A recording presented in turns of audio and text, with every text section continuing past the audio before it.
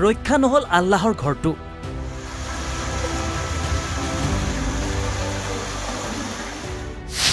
ব্ৰহ্মপুত্ৰৰ বুকুত বিলীন হৈ গ'ল ৱাহাব বজাৰৰ জামে মছজিদ।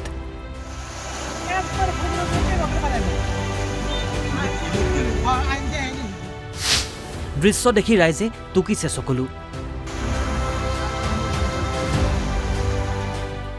হয়, এইটো ফকীৰগঞ্জ ৱাহাব বজাৰৰ জামে মছজিদ। কেইদিনমান পূৰ্বে মছজিদটোৰ এটা অংশ ব্ৰহ্মপুত্ৰৰ বুকুত জাহ গৈছিল।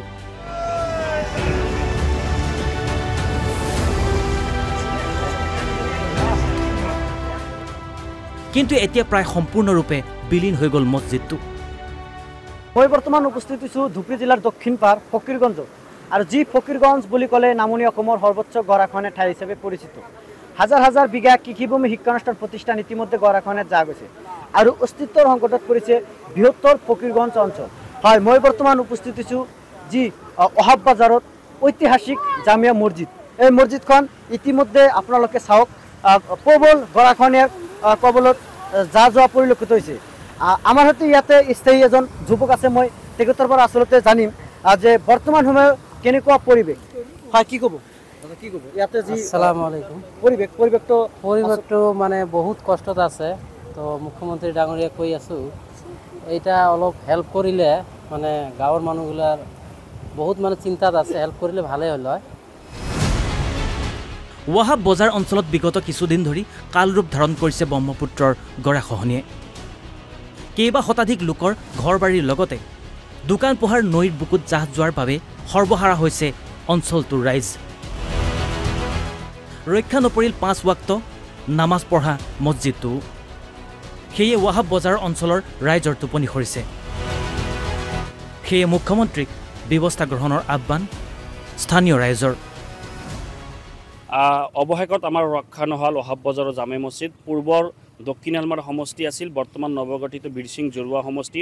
অসমৰ ভিতৰত যদি হায়েষ্ট গৰাখহনীয়া ঠাই হিচাপে পৰিগণিত হয়, আমাৰ এই দক্ষিণ শালমাৰা পূৰ্বৰ সমষ্টি আছিল, বৰ্তমান জৰুৱা বীৰসিং সমষ্টি।